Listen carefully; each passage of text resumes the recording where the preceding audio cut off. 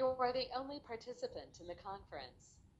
Recording did not start because your storage is full.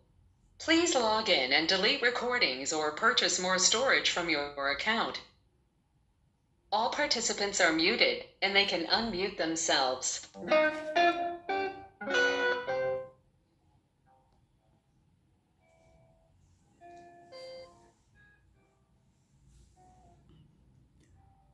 ॐ नमोऽर्यन्ताणं नमो सिद्धाणं नमो आर्याणं नमो वज्रायाणं नमो लोहे सव्वसाहुणम् मङ्गलं भगवान् वीरो मङ्गलं गौतमो गणी मङ्गलं कुन्दकुन्दार्यो जैनधर्मोऽस्तु मङ्गलम् ओंकार बिंदु संयुक्तम नित्यं जायन्ति योगिनः कामदं मोक्षदं चैव ओंकाराय नमो नमः अहोपकार जिनवर्णो कुंदनो ध्वनि दिव्यनो जीन कुंदध्वनियाप्या अहो आ गुरु काननो तुझ ज्ञान ध्यान नो रंग अमया दर्श रहो ओ शिव पद तक तुझ संग माता हाथ ग्रहो।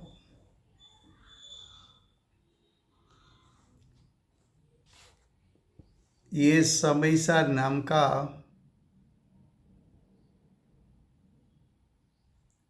एक परम अध्यात्म शास्त्र है। भगवत कुनकुंदाचार्य देव ने मांगलिक करके समयसार को कहने की प्रतिज्ञा की है। समयसार अर्थात आत्मा का शुद्ध चैतन्य स्वरूप। ये शुद्ध चैतन्य स्वरूप त्रिकाल शुद्ध रहता है, जिसमें उसके सामर्थ्य में वृद्धि हानि नहीं होती। ऐसा चैतन्य शुद्ध स्वरूप का लक्ष्य करने से सम्यक दर्शन प्राप्त होता है। इसलिए आचार्य भगवान समयसार यानी चैतन्य शुद्ध आत्मा का स्वरूप समझाकर दिखाकर उस पर दृष्टि कराने हेतु उस पर दृष्टि होने से सम्यक दर्शन की प्राप्ति होती है। इसलिए आचार्य भगवान ने ये शास्त्र की रचना की है। इस शास्त्र में दूसरा अधिकार कर्ता कर्म अधिकार चलता है। जीव किस परिणाम का करता है और किस परिणाम जीव का कर्म है, ये विषय चलता है। उसमें आचार्य भगवान ने 104 गाथा में ये बताया था कि आत्मा पुद्गल कर्म का करता है, और 105 गाथा में आचार्य भगवान ने कहा कि आत्मा को उद्गल कर्म का कर्ता के ना वो उपचार है, वो व्यवहार है, वो निमित्त नैमित्तिक संबंध से कह सकते हैं। क्या कहा फिर से?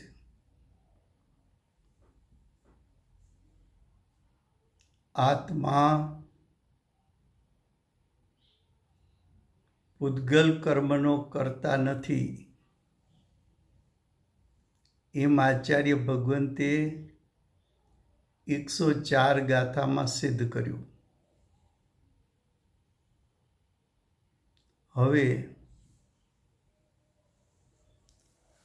શિષ્ય એમ કહે છે કે આચાર્યો રચિત શાસ્ત્રો છે એમાં એવા પણ કથન છે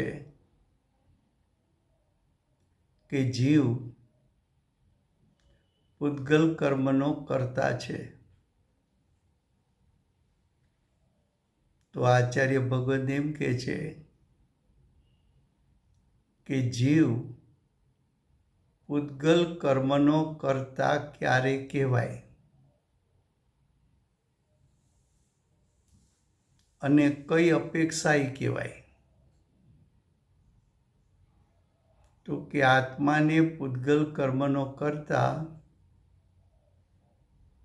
વ્યવહારથી કહેવાય, ઉપચારથી કહેવાય અને નિમિત્ત નૈમિત્તિક સંબંધથી કહેવાય.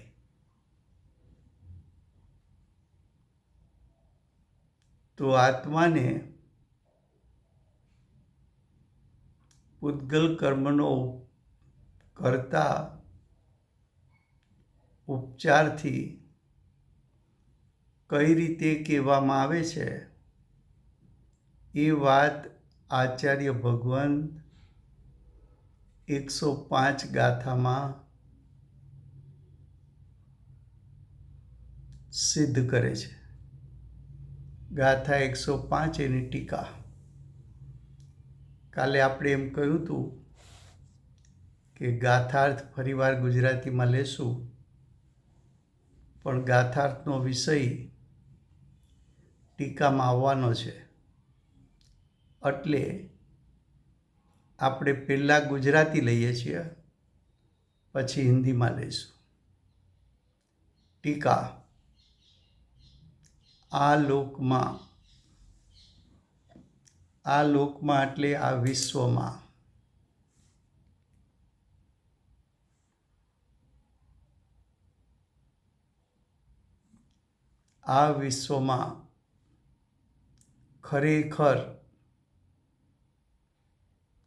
ખરેખર એટલે નિશ્ચયથી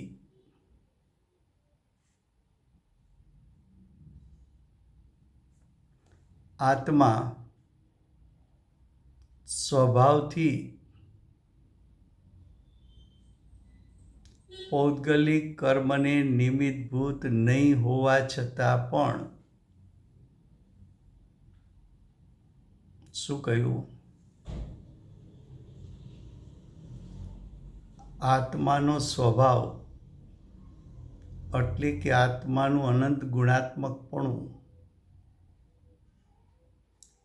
આત્માનો સ્વભાવ એટલે જ્ઞાયક સ્વભાવ, આત્મા જ્ઞાયક સ્વભાવથી પૌદ્ગલિક કર્મ એટલે 8 પ્રકારના દ્રવ્ય કર્મ,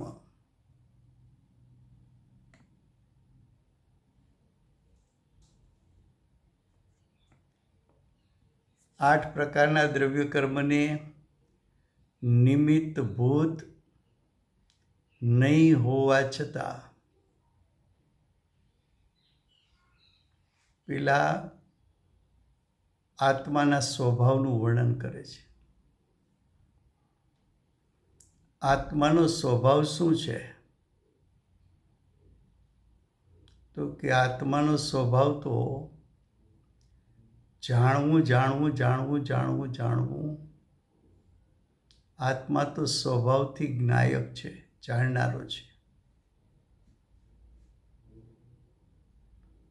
આત્મામાં નિમિત્ત થઈ શકે તેવો કોઈ સ્વભાવ નથી.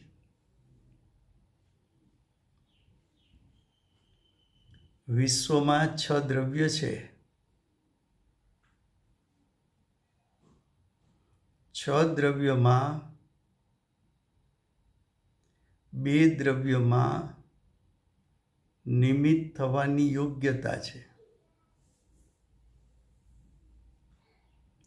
4 દ્રવ્યોમાં નિમિત્ત થવાનો સ્વભાવ છે.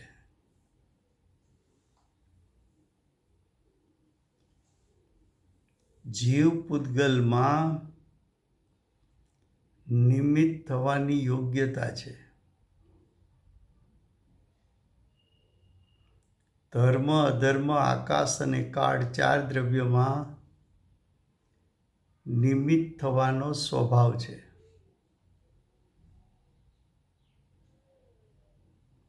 જીવ પૂતગલમાં નિમિત્ત થવાની યોગ્યતા છે એટલે શું?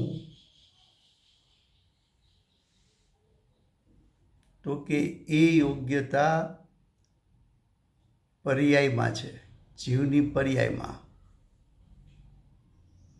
ત્રિકાળ સ્વભાવમાં યોગ્યતા નથી.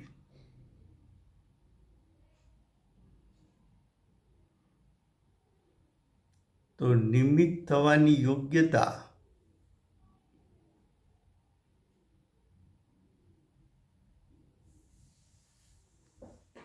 જીવના પરિણામમાં છે. એ પર્યાયની યોગ્યતા છે. જીવના ત્રિકાળ શુદ્ધ સ્વભાવમાં યોગ્યતા નથી. એ તો ત્રણેય કાળ સ્વભાવથી શુદ્ધ શુદ્ધ શુદ્ધ શુદ્ધ શુદ્ધ શુદ્ધ.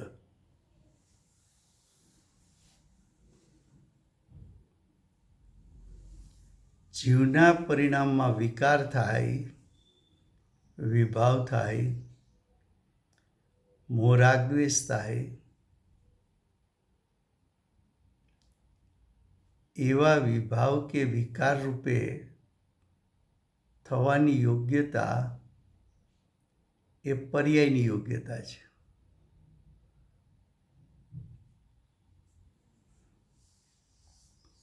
પણ વિભાવ વિકાર રૂપે થવું એવો જ્ઞાયક પાસે સ્વભાવ નથી. સ્વભાવ નથી એમ કેમ નક્કી થાય?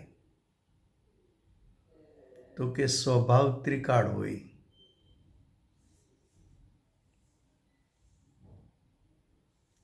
અને જો વિકાર કરવાનો સ્વભાવ હોય તો જીવે ત્રણેય કાળ પ્રત્યેક સમયે સ્વભાવ હોવાથી વિકાર પ્રતિ સમય એમાં ઉત્પન્ન થાય. અને પ્રતિ સમય જો વિકાર વિભાવ ઉત્પન્ન થાય તો સંસાર ત્રિકાળ થઈ જાય.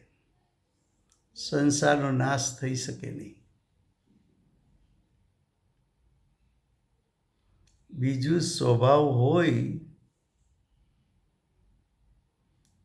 તો સ્વભાવ તો આત્મા સાથે અભેદ છે.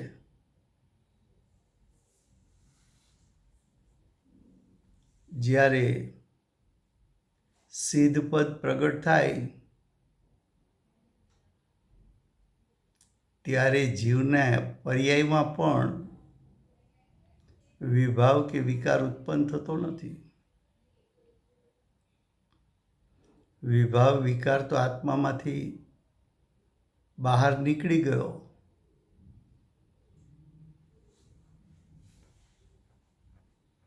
તો જે સ્વભાવમાં ત્રિકાળ નથી એને સ્વભાવ કહી શકાય નહીં. તો મોહ રાગ દ્વેષની ઉત્પત્તિ એ તો જીવની વર્તમાન પર્યાયની યોગ્યતાથી થાય છે.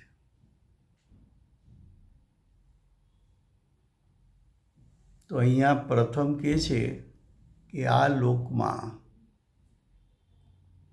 આ વિશ્વમાં ખરેખર એટલે નિશ્ચયથી, એટલે કે સ્વભાવથી, આત્મા સ્વભાવથી કેવો છે? આ વિશ્વમાં આત્મા અનંત છે. અનંત આત્મા સ્વભાવથી કેવા છે?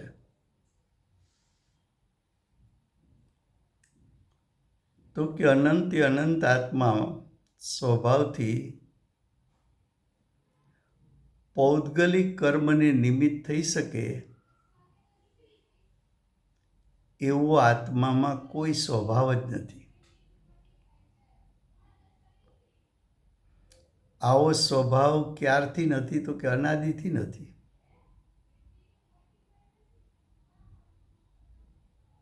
અને અનંત કાળમાં કોઈ નવો સ્વભાવ એમાં પ્રવેશવાનો નથી.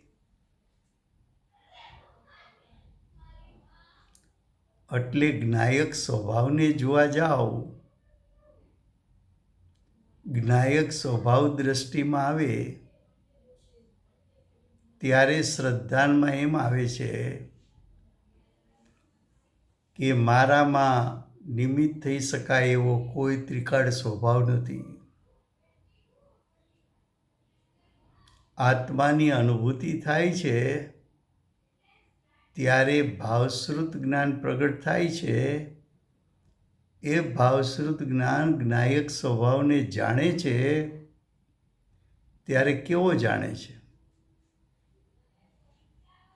તો કે મારા આત્મામાં નિમિત્ત થઈ શકાય એવો કોઈ ત્રિકાળ સ્વભાવ નથી, એમ ભાવશ્રુત જ્ઞાન જાણે છે.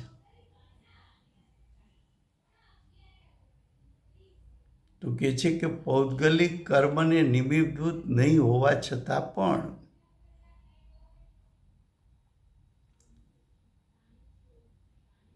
પૌદ્ગલિક કર્મને નિમિત્ત થઈ શકાય એવું આત્મા પાસે સ્વભાવ નથી. હવે આગળ કહે છે, અનાદિ અજ્ઞાનને લીધે ચાર ગતિમાં પરિભ્રમણ કરનારા જીવો ક્યારથી પરિભ્રમણ કરે છે? તો કે અનાદિકાળથી. કેમ પરિભ્રમણ કરે છે? તો કે અજ્ઞાનને કારણે.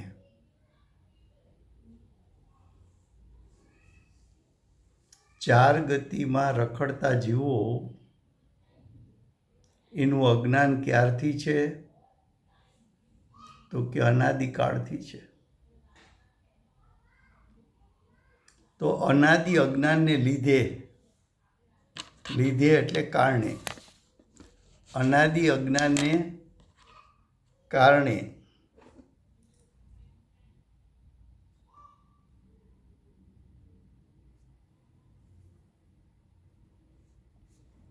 અનાદિ અજ્ઞાનને કારણે પૌદ્ગલિક કર્મને, અહીં કર્મ શબ્દનો અર્થ છે દ્રવ્ય કર્મ. પૌદ્ગલિક કર્મ એટલે 8 પ્રકારના દ્રવ્ય કર્મ.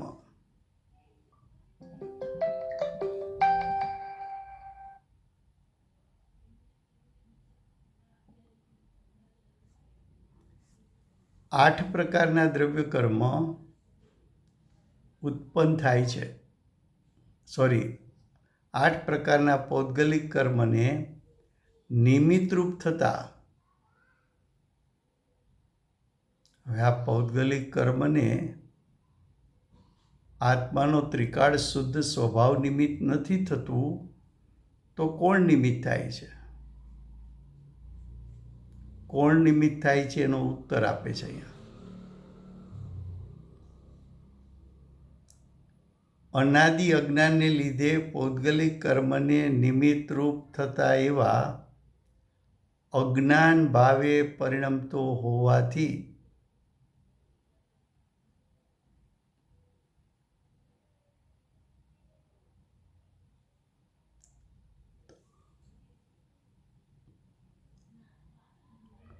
શું કીધું? અનાદિ અજ્ઞાનને લીધે. તો અજ્ઞાની તો અનાદિકાળનો અજ્ઞાની છે. હવે અજ્ઞાનને કારણે પૌદ્ગલિક કર્મને નિમિત્તરૂપ થતા એવા અજ્ઞાન ભાવે પરિણમતો હોવાથી નિમિત્તભૂત થતા પૌદ્ગલિક કર્મ ઉત્પન્ન થાય છે.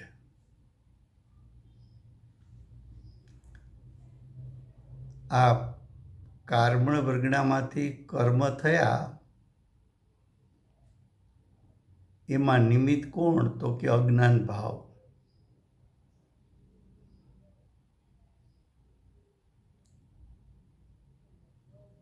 તો નિમિત્તરૂપ કોણ છે? તો કે નિમિત્તરૂપ અજ્ઞાન ભાવ છે, અજ્ઞાન પરિણામ છે. આત્માનો ત્રિકાળ શુદ્ધ સ્વભાવ દ્રવ્ય કર્મને નિમિત્ત થતો નથી. તો કોણ નિમિત્ત થાય છે? તો કે વર્તમાન પર્યાયમાં જે અજ્ઞાન ભાવ ઉત્પન્ન થયો તે નિમિત્ત થાય છે.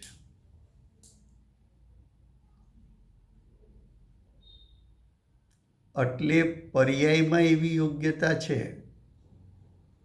કે દ્રવ્ય કર્મને નિમિત્ત થઈ શકે. કઈ પર્યાયમાં એવી યોગ્યતા છે? તો કે અજ્ઞાન ભાવે અજ્ઞાની જીવ મોહ રાગ દ્વેષ રૂપ પરિણમે છે. એ અજ્ઞાન મોહ રાગ દ્વેષ એ પરિણામમાં એવી યોગ્યતા છે કે દ્રવ્ય કર્મને નિમિત્ત થાય.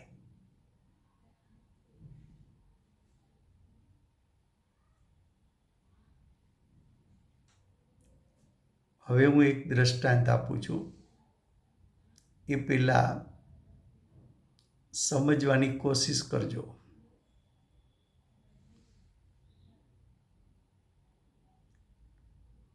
કે આયરન પાર્ટિકલ્સ હોય, લોખંડના કણ,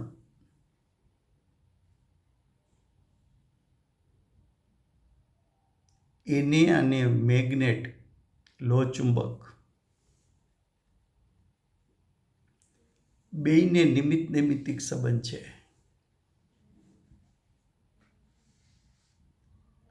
કેવો નિમિત્ત નૈમિત્તિક સંબંધ છે? તો મેગ્નેટમાં લોખંડના કણોને ખેંચી શકે, આકર્ષિત કરી શકે એવી યોગ્યતા છે. અને લોખંડના કણોમાં આકર્ષાઈ જવાની યોગ્યતા છે. માટે મેગ્નેટ અને આયરન પાર્ટિકલ્સ વચ્ચે આકર્ષક એવો નિમિત્ત નૈમિત્તિક સંબંધ છે. એક આકર્ષી શકે, બીજું આકર્ષાઈ જાય. એકમાં ખેંચવાની શક્તિ, બીજામાં ખેંચાઈ જવાની શક્તિ. આ બંને શક્તિ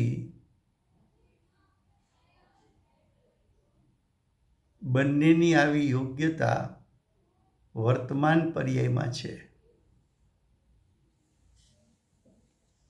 પણ આવું ક્યારે જોવા મળે? તો કે મેગ્નેટ ને આયરન પાર્ટિકલ્સ વચ્ચે જોવા મળે. બીજી આવી યોગ્યતા ન જોવા મળે.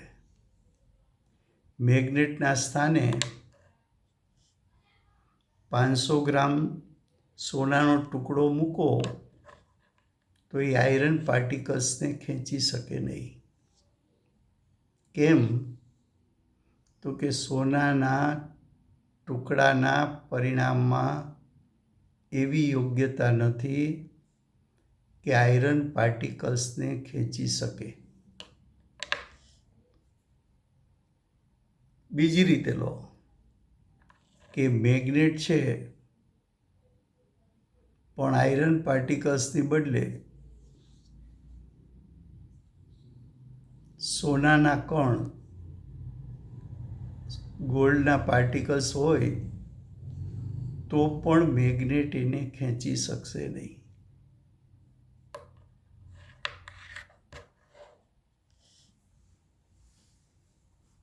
તો બે દ્રવ્યની વર્તમાન પર્યાય એવી હોવી જોઈએ યોગ્યતાવાળી કે એક ખેંચી શકે, બીજું ખેંચાઈ શકે. ખેંચી શકે એવું મેગ્નેટ છે અને ખેંચાઈ શકે એવા લોખંડના કણ છે. આ બે વચ્ચે, બેની પર્યાય વચ્ચે એવી યોગ્યતા છે કે આકર્ષક સંબંધ થઈ શકે. તેમ છતાં ખેંચવાનું કાર્ય મેગ્નેટે કર્યું છે, એ પોતાના ઉપાદાનથી કર્યું છે. અને ખેંચાઈ જવું, આકર્ષિત થઈ જવું એવી યોગ્યતા એ આયરન પાર્ટિકલ્સની છે. તો બંનેએ પોતપોતાની યોગ્યતા મુજબનું કામ કર્યું ને બંને વચ્ચે જ્યારે આવો સંબંધ જોવા મળ્યો ત્યારે બંનેની વર્તમાન પર્યાય વચ્ચે નિમિત્ત નૈમિત્તિક સંબંધ છે એમ કહેવામાં આવે. એકમાં નિમિત્ત થવાની યોગ્યતા છે, બીજામાં નૈમિત્તિક રૂપે પરિણમવાની યોગ્યતા છે. તો નિમિત્ત નૈમિત્તિક સંબંધ એ પર્યાયની યોગ્યતા છે. બંનેની વર્તમાન પર્યાયની યોગ્યતા છે. આવો સંબંધ માત્ર મેગ્નેટ અને આયરન પાર્ટિકલ્સ વચ્ચે જોવા મળશે. તેવી રીતે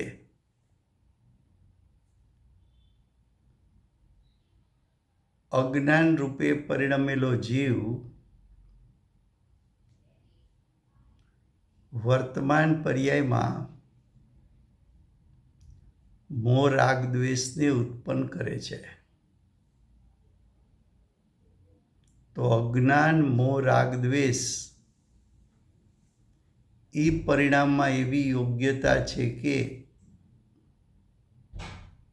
એના નિમિત્તે કાર્બન વર્ગના કર્મ રૂપે પરિણમે. કાર્બન વર્ગના કર્મ રૂપે પરિણમશે તો પોતાની પરિણમન શક્તિથી, પણ કાર્બન વર્ગના કર્મ રૂપે પરિણમે એવું જોવા ક્યારે મળશે? તો કે જીવ અજ્ઞાન અને મોહ રાગ દ્વેષ રૂપે પરિણમશે ત્યારે જોવા મળશે. અજ્ઞાન, મોહ રાગ દ્વેષ રૂપે પરિણમવું એવી યોગ્યતા જીવની પર્યાયમાં છે. અને કાર્બન વર્ગનાનું કર્મ રૂપે પરિણમવું એવી યોગ્યતા કાર્બન વર્ગના એટલે પૂતગલ દ્રવ્ય. પૂતગલ દ્રવ્યના પરિણામમાં એવી યોગ્યતા છે.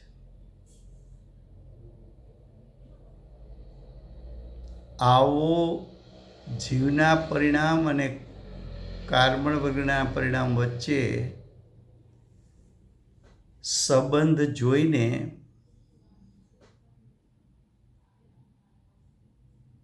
જીવના મોહ રાગ દ્વેષનું નિમિત્તપણું દેખીને જીવ ઉપર આરોપ કરવામાં આવે છે, ઉપચાર કરવામાં આવે છે કે જીવ કાર્બન વર્ગણાને કર્મ રૂપે પરિણમાવે છે.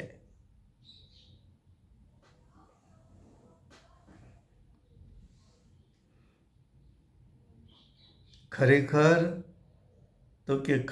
એવું છે કે કાર્બન વર્ગણા પણ પૂતગલ દ્રવ્ય છે. એનામાં પણ પરિણમન શક્તિ છે.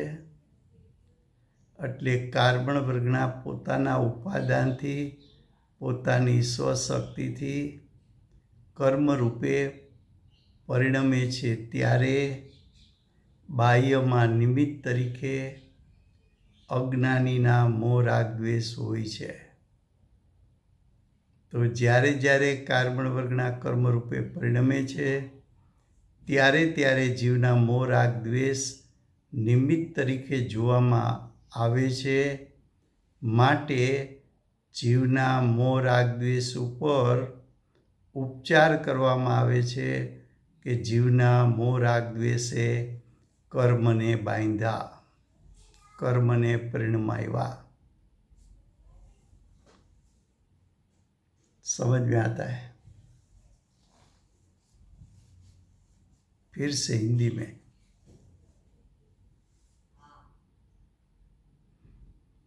निमित्त नैमित्तिक संबंध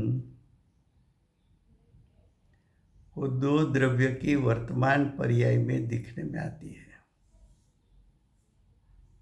लेकिन निमित्त नैमित्तिक संबंध तीनों काल प्रति समय ऐसा हो, ऐसा कोई नियम नहीं है.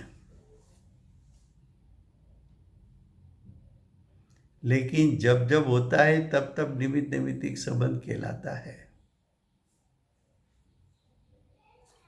पहले मैं दृष्टांत देता हूं, फिर से हिंदी में.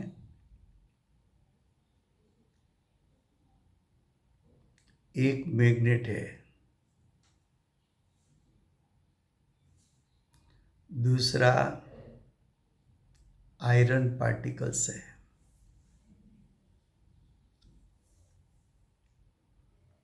मैग्नेट में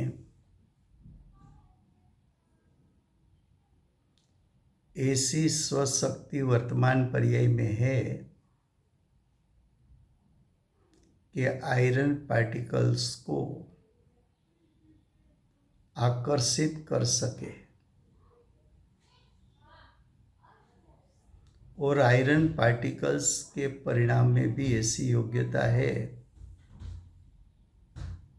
कि मैग्नेट के निमित्त से आकर्षित हो जाए. तो दोनों के बीच में आकर्षक संबंध है. ऐसा संबंध सिर्फ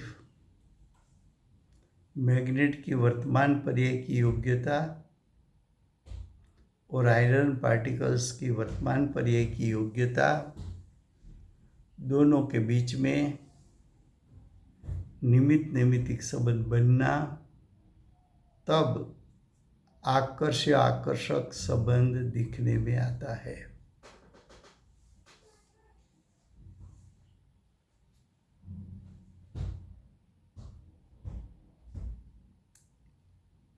तब ऐसा कहने में आता है कि मैग्नेट आयरन पार्टिकल्स को आकर्षित करने में निमित्त है. वास्तव में आयरन पार्टिकल्स स्वयं की क्रियावती शक्ति के कारण आकर्षित होकर एक स्थान से मैग्नेट तक गति किया। वो जो गति हुई वो आयरन पार्टिकल्स में क्रियावती शक्ति तो स्वशक्ति है, गति उसके कारण हुई। लेकिन ऐसी गति करता हुआ पार्टिकल्स कब दिखने में आता है, तो कि जब मैग्नेट वहाँ होता है तब। तो मैग्नेट की वर्तमान पर्याय और आयरन पार्टिकल्स की वर्तमान पर्याय, एक में खींचने की शक्ति है, दूसरे में गति करके मैग्नेट के साथ चिपकने की शक्ति है। एक आकर्षित करता है और दूसरा आकर्षक हो जाता है। ऐसी दोनों में योग्यता है, लेकिन ये दोनों की योग्यता पर्याय की योग्यता है, ऐसा स्वभाव नहीं।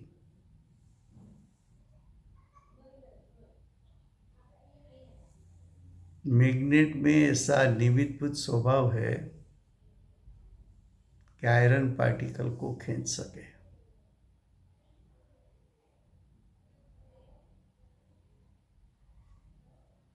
ऐसा निमित्तिक संबंध आपको मैग्नेट और आयरन पार्टिकल में ही दिखने में आएगा। मैग्नेट के स्थान पर 500 ग्राम गोल्ड रख दो, वो आयरन पार्टिकल्स को खींच नहीं सकता, क्योंकि गोल्ड की वर्तमान पर्याय में ऐसी योग्यता है नहीं।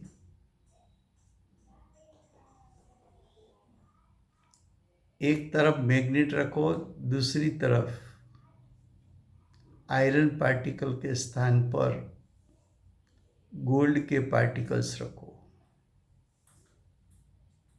तो मैग्नेट उसको खींच नहीं सकता। उसका अर्थ क्या हुआ? एक में दोनों के बीच में आकर्षक संबंध कब बन सकता है? तो क्या दोनों में ऐसी योग्यता हो तब।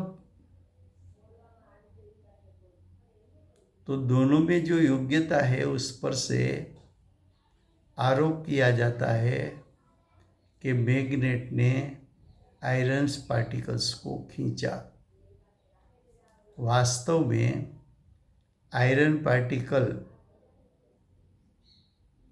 उसमें भी क्रियावती शक्ति होने के कारण एक स्थान से दूसरे स्थान गति करके मैग्नेट के साथ चिपक सकता है, वो उसकी उपादान शक्ति है।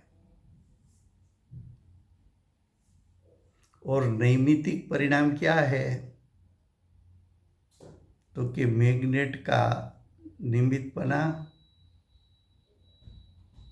और आयरन पार्टिकल्स का आकर्षित हो जाना, वो नैमित्तिक परिणाम है। तो नैमित्तिक परिणाम देखकर आरोप किया जाता है कि मैग्नेट आयरन पार्टिकल्स को खींचता है। अब ये बात आत्मा में लगाओ, तो कि आत्मा में ऐसी योग्यता है कि स्वभाव से च्युत हो जाए तो अज्ञान मिश्रित राग द्वेष की उत्पत्ति होती है।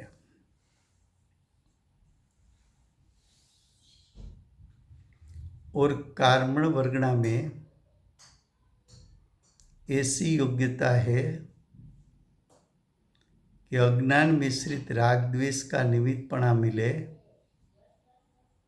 तो कर्मण वर्गणा स्वयं कर्मरूप परिणमित होकर आत्मा के प्रदेश के साथ चिपकने के लिए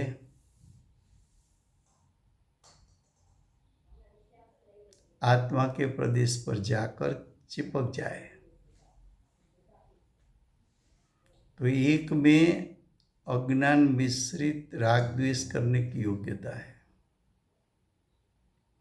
दूसरे में द्रव्य कर्म रूप परिणमन करने की योग्यता है। अज्ञान मिश्रित राग द्वेष वो तो जीव की स्वतंत्रता से उत्पन्न हुआ है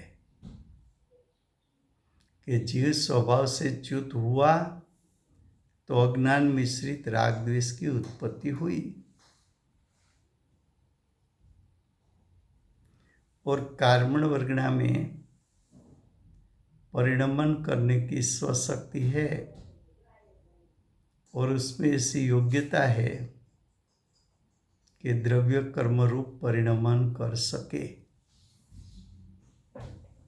लेकिन कर्मण वर्गणा द्रव्य कर्म रूप परिणमन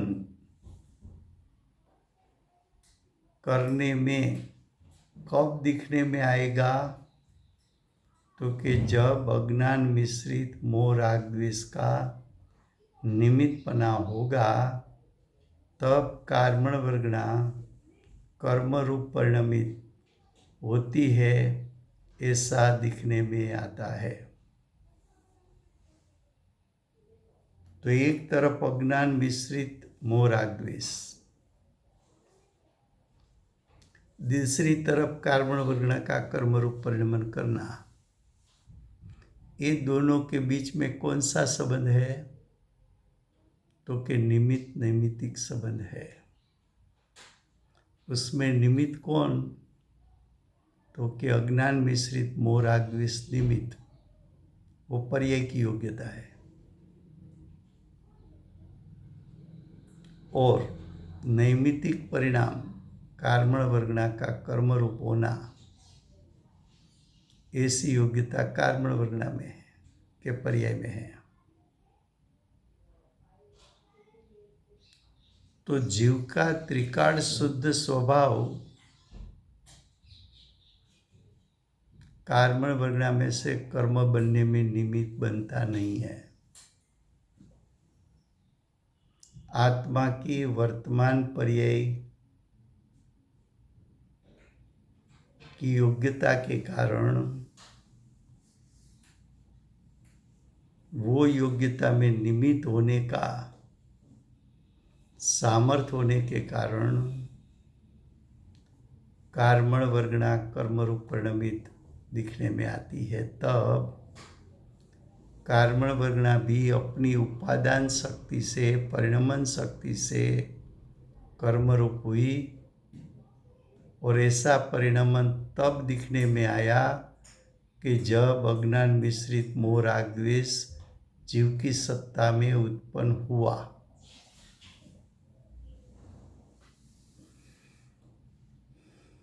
ख्याल में आता है?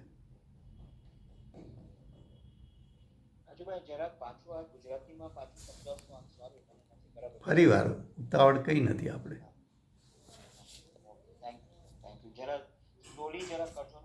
ચોક્કસ ચોક્કસ.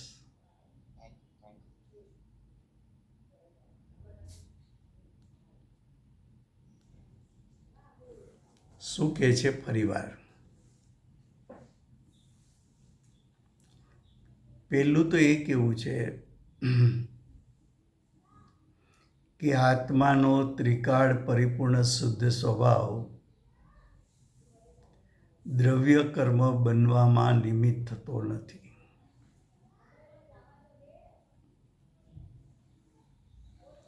પછી બીજા પોઈન્ટમાં એમ કહેવું છે કે કર્મણ વર્ગણામાંથી કર્મ થાય તો કોણ નિમિત્ત છે? તો કે અજ્ઞાનીના વર્તમાન પર્યાયમાં ઉત્પન્ન થયેલા મોહ રાગ દ્વેષ નિમિત્ત થાય છે. આવા નિમિત્ત થવાની યોગ્યતા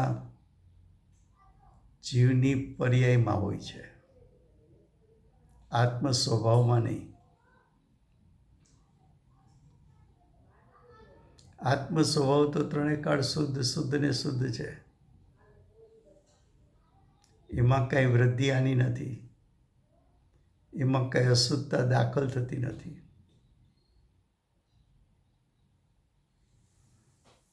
હવે આ વાતને સમજવી કઈ રીતે? તો પેલા સ્થૂળ દ્રષ્ટાંત લઈએ કે મેગ્નેટ પર પદાર્થોને ખેંચવામાં બધા પર પદાર્થોને કંઈ નિમિત્ત થઈ શકતો નથી.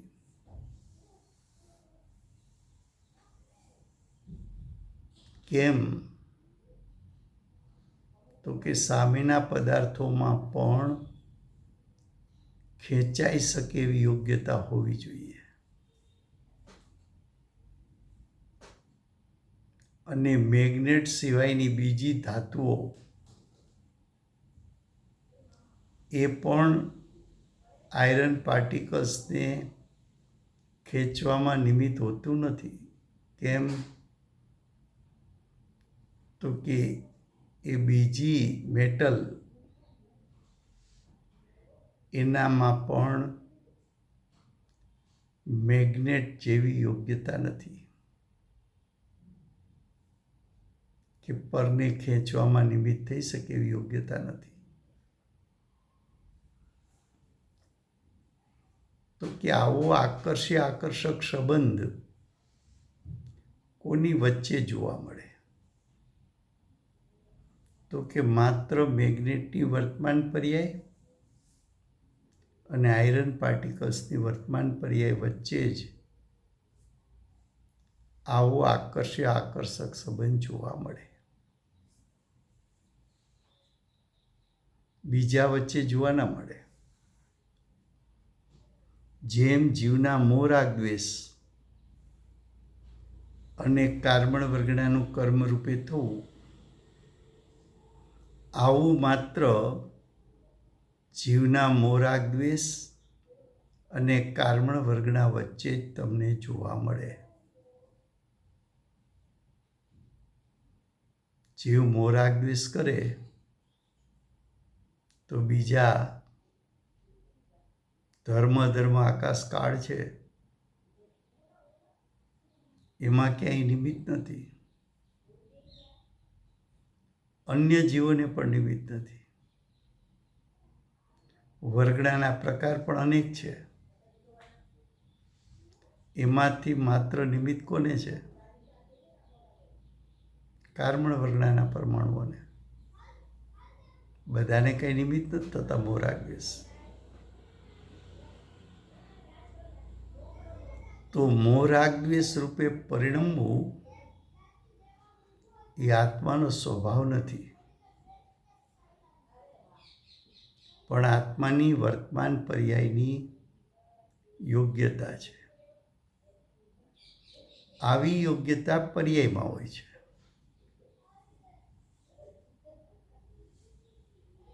તો જીવ જ્યારે આત્મ સ્વભાવથી ચ્યુત થઈને પરિણમે ત્યારે પરિણામમાં અજ્ઞાન, મોહ રાગ દ્વેષ થતા જોવા મળે છે. એ પર્યાયની યોગ્યતા છે.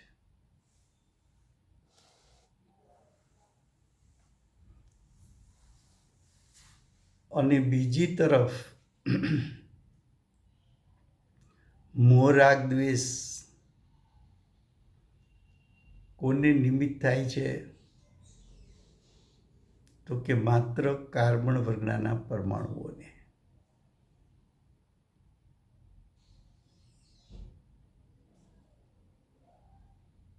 તો એનું નિમિત્તપણું જ્યારે હોય ત્યારે કાર્બન વર્ગનામાં યોગ્યતા એવી છે કે 8 પ્રકારના દ્રવ્ય કર્મ રૂપે પરિણમે.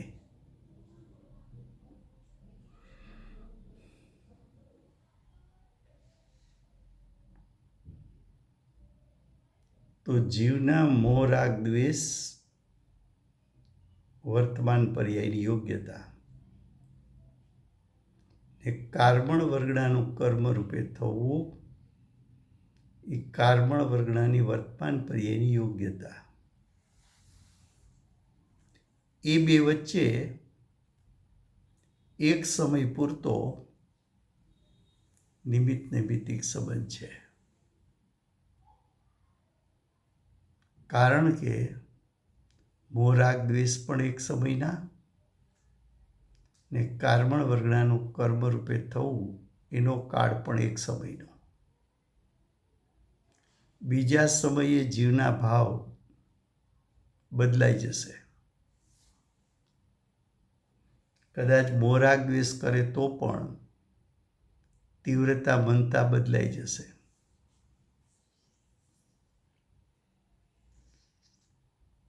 અને બીજા સમયે કાર્બન વર્ગના પરમાણુ પણ બદલાઈ જશે અને એનું 8 કર્મરૂપે પરિણમવું એમાં એ જીવના પરિણામ તીવ્ર છે કે મંદ એ પ્રમાણે સામે કર્મના સ્થિતિ અનુભાગ પણ જુદા જુદા બંધાશે. આવું માત્ર ને માત્ર ક્યાં જોવા મળે છે? તો કે માત્ર ને માત્ર જીવના મોહ રાગ દ્વેષ અને કાર્બન વર્ગના વચ્ચે જ જોવા મળે છે. માટે ઉપચાર કરવામાં આવ્યો, માટે વ્યવહારથી કહેવામાં આવ્યું કે કર્મ કોણે બાંધ્યા? તો કે મોહ રાગ દ્વેષે. પણ એ મોહ રાગ દ્વેષ ક્યાં ઉત્પન્ન થયા? જીવની સત્તામાં. માટે કર્મ કોણે બાંધ્યા? તો કે જીવ કર્મને બાંધે છે એમ ઉપચાર કરવામાં આવે છે. એમ વ્યવહારથી કથન કરવામાં આવે છે.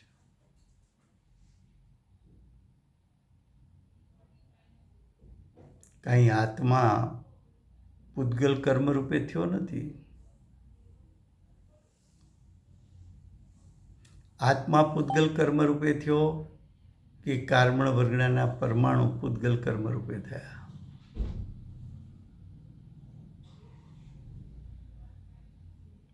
આત્માના મોહ રાગ દ્વેષ 8 પ્રકારના દ્રવ્ય કર્મમાં વ્યાપ્યા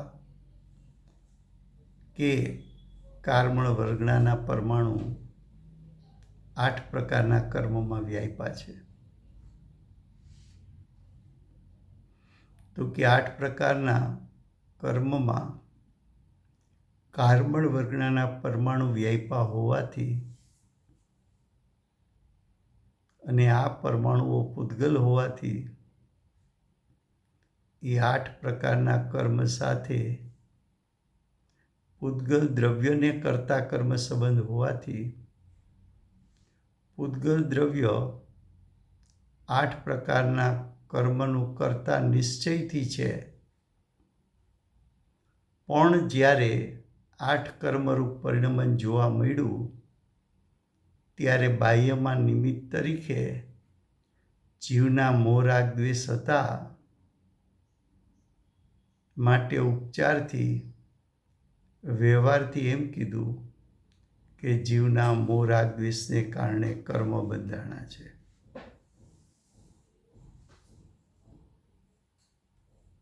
ખ્યાલ આવે છે?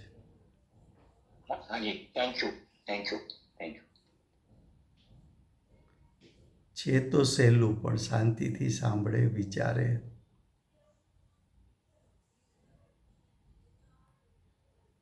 નિમિત્ત નૈમિત્તિક સંબંધ થયો છે. બાકી જીવે જીવનું જ કાર્ય કર્યું. જીવમાં યોગ્યતા છે. નૈમિત્તિક એટલે ઉપાદાન કોણ થયું? તો નિમિત્ત છે, પણ નૈમિત્તિક તો ઉપાદાન છે ને, તો ઉપાદાન કોણ થયું? ઉદ્ગલ દ્રવ્ય પોતે ઉપાદાન. શું કામ? તો કે પૂતગલ દ્રવ્ય પોતાની પરિણમન શક્તિથી 8 કર્મરૂપે પરિણમ્યું છે. એનામાં પરિણમન શક્તિ ન હોય તો જીવના મોહ રાગ દ્વેષ એને પરિણમાવી શકે? કે પરિણમન શક્તિ તો 8 કર્મરૂપે થવાની પૂતગલમાં હોવી જોઈએ. તો કે 8 કર્મરૂપે પરિણમવાની પરિણમન શક્તિ તો પૂતગલની છે. માટે ઉપાદાનથી જોઈએ તો 8 કર્મનું કર્તા પૂતગલ છે, અને નિમિત્તથી જોઈએ તો જીવના અજ્ઞાન મિશ્રિત મોહ રાગ દ્વેષ એને નિમિત્તથી કરતા કીધું અને ઉપાદાનથી કરતા કીધું. નિમિત્તથી કરતા કેવું? એ ઉપચાર છે. આરોપ કર્યો કોના ઉપર? કર્મો ઉપર, મોહ રાગ દ્વેષ ઉપર. ખરેખર પૂતગલ દ્રવ્યની પરિણમન શક્તિથી 8 કર્મ ઉત્પન્ન થયા છે.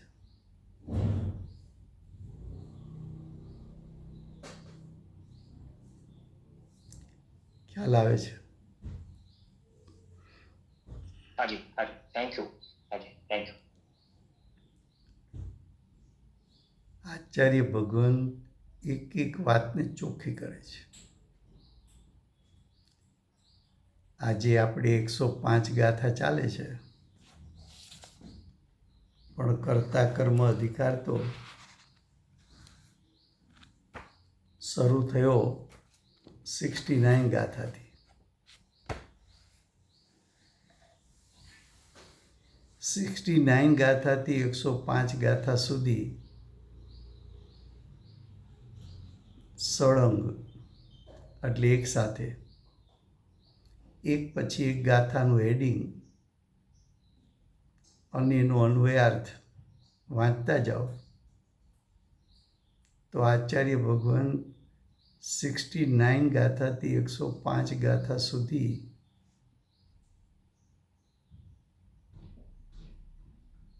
કન્ટિન્યુટીમાં શું કહેવા માગે છે એ સાર પકડવો જોઈએ. પછી એક વખત લેશું આપણે એવી રીતે. સળંગ વાંચવો જોઈએ. એ સાચી વાત છે તમારી. આઈ થિંક એકવાર સળંગ વાંચશું તો ખ્યાલ વધારે આવશે ભાઈ. I think so. Thank you. એટલે આપણે દરેક વખતે કહીએ કે આગલી ગાથા સાથે કઈ રીતે જોડે છે, પછી આખી ચેઇન એની બનાવો. 69 થી 144 ગાથા, ને દરેક ગાથામાં આચાર્ય ભગવાન શું ભિન્ન ભિન્ન સિદ્ધ કરતા જાય છે, અને ક્યાંથી શરૂ કર્યું ને ક્યાં સુધી લઈ ગયા, ત્યારે કર્તા કર્મ અધિકાર સમજાય. પણ ગુરુદેવ કહે છે ને કે આ વાણિયાના હાથમાં ધર્મ આવ્યો, વેપાર ધંધામાંથી નવરા ન થાય એટલે ઉપયોગને એકાગ્ર ન કરી શકે.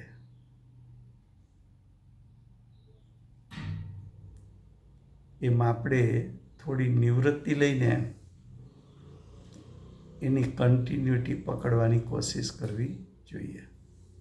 એવો સમય થયો છે. કાલે ટીકા ચાલશે પહેલેથી. Okay, thank you very much again Rajbhai. વર્તમાન 24ના આખરી તીર્થંકર બાલ બ્રહ્મચારી મહાવીર ભગવાનનો જય હો. મહાવિદ્ય ક્ષેત્રે બિરાજતા પ્રથમ તીર્થંકર, ધર્મ ધુરંધર, અનંત ચતુષ્ટયના ધારક, દિવ્ય ધ્વનિના દાતાર, શાસન ઉપકારી શ્રી સિમંદર ભગવાનનો જય હો.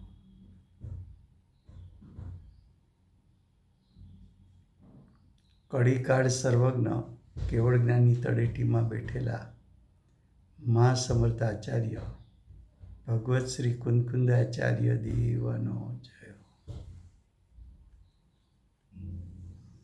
વર્તમાન કાળે સમ્યક દર્શનનો મહિમા બતાવનાર, તીર્થના નાયક, તીર્થના સ્થાપક, તીર્થના પ્રવર્તક, પરમ કૃપાળુ શ્રી સદગુરુ દેવનો જય હો. પૂજ્ય ગુરુદેવના શિષ્યમાં શિરોમણી એવા સ્વાનુભવયુક્ત, જાતિસ્મરણ જ્ઞાનયુક્ત પ્રસમમૂર્તિ ભગવતી માતનો જય હો. સમ્યક દર્શનની પ્રાપ્તિમાં નિમિત્તરૂપ સર્વ જીનવાણી માતનો જય હો.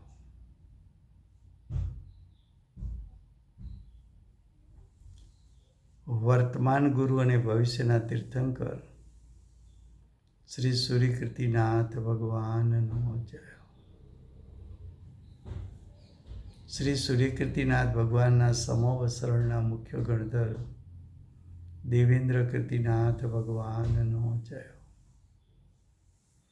પૂજ્ય ગુરુદેવ અને માતાજીની સાધના ભૂમિ સુવર્ણપુરી ધામનો જય હો. સુવર્ણપુરી ધામમાં બિરાજતા સર્વે દેવશાસ્ત્ર ગુરુ ભગવંતનો જય હો. પરમ દિગંબર જૈન ધર્મનો જય હો.